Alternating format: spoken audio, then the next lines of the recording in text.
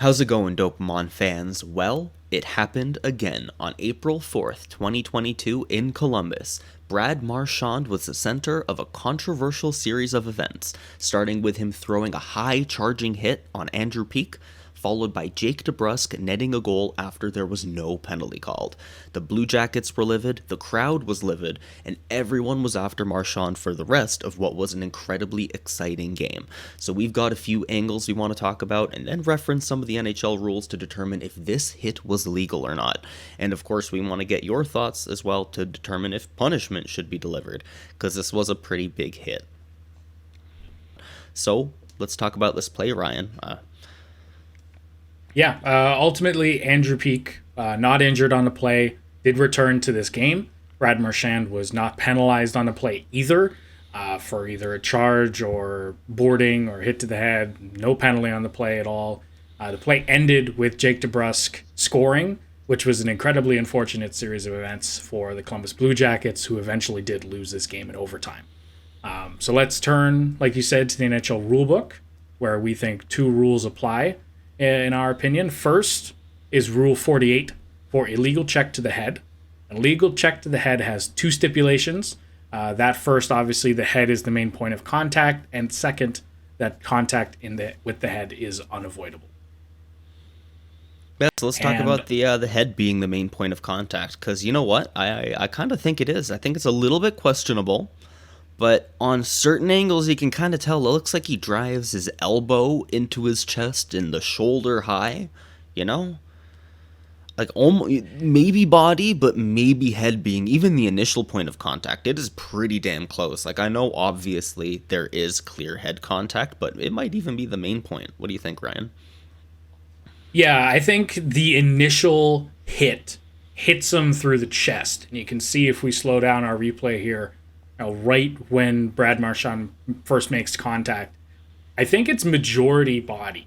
But the problem is he leaves his feet and he drives through the head of Andrew Peeke. And Peake's head, unfortunately, is kind of in an awkward position too. He's lower to the ice. He's got his knees bent, and his head kind of ricochets off the glass. It's not nice looking. But I do think the head. I do think this is a hit to the head, whether it was initially body or not. It's the head. I think is the principal point of contact here. And then on that second stipulation about the hit being unavoidable, having just touched the puck himself, Peake is absolutely available to receive a legal check. And he knows so when he's pinching on the boards to keep the puck alive. He is putting himself in a vulnerable position. Marchand he knows. He sees this coming and completely gives up on the puck.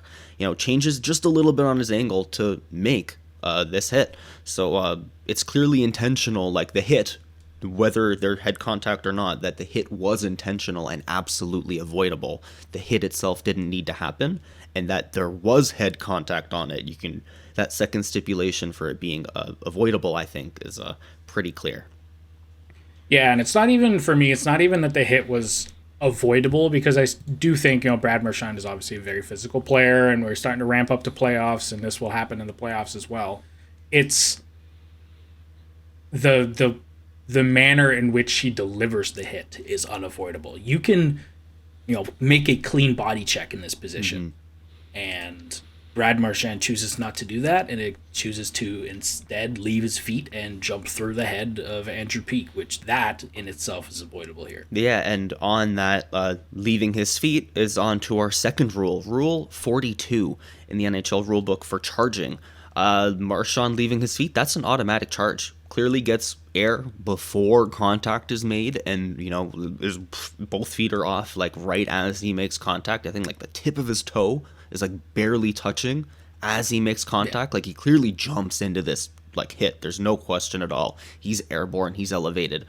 I think this really matters though when we're talking about whether we're giving a suspension out and we're adding up games or something. I think you can take into account the number of infractions or number of rules broken. You give them X number of games for this, and then extra number of games for the charging, for instance.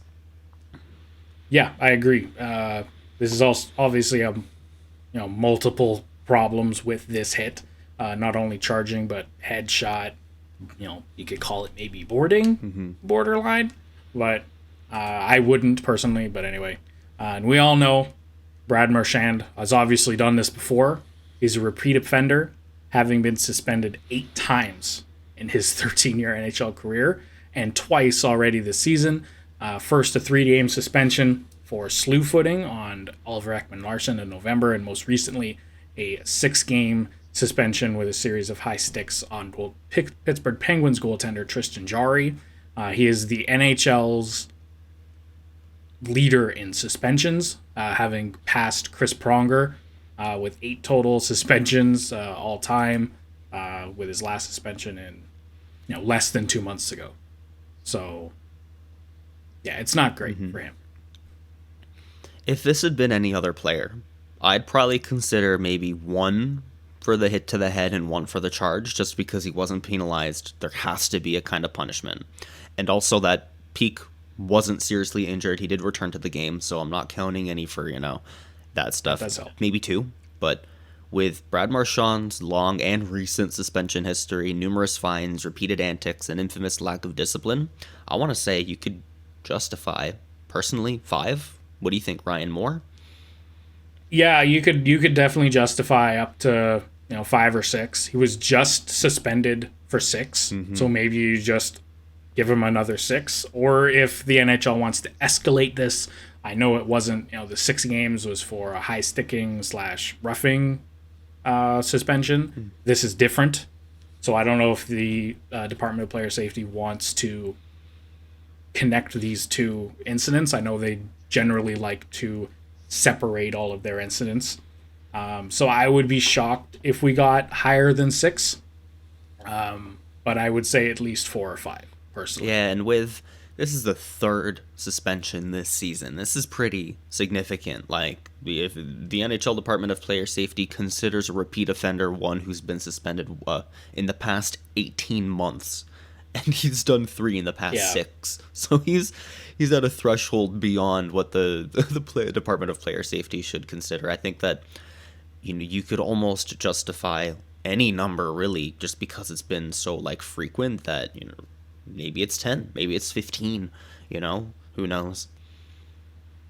Yeah, I mean, I would personally throw the book at him, but I don't. If I was to predict the NHL's response historically, I don't think this is going to merit more than a few games, if at all.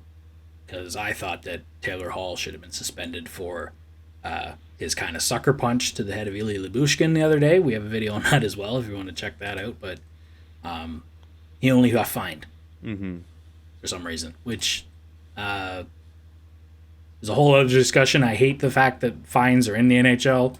It just makes everyone angry. It's not satisfying at all. It's either breaking the rules or it isn't. Fines are kind of the middle in between, and I hate that. So, yeah. We both say, 4 or 5? Yeah, 4 or 5. Somewhere in there. I want to say 5. Right on the button. That's a good... He was given 3 for each of the high sticks on Tristan Jarry. 3 for each one. So give him 5 for this one. I don't know. Yeah, or 2 and 2 make it 4. Yeah, something like that. 2 and 2 make it 4. Sure, yeah, add them up like that. 4 or 5, I wanna say. Anything else from you, Ryan? No, nothing else from me. Well, then, that is all from us. We're Dopamon. We're 2 best friends here. We love to talk hockey news, analysis. We love to break down plays, and we have a lot coming out for the NHL entry draft. I don't know about you, Ryan. I have a top 32, top 30-something coming out for Russians. I think you have some goalies, so I'm working on something. Stick around. Absolutely, stick around. Subscribe, like this video if you haven't already. We're on the road to 1,000 subscribers. We'd really appreciate you guys hitting that subscribe button. And yeah, check out our other content if you're interested. Peace. Peace.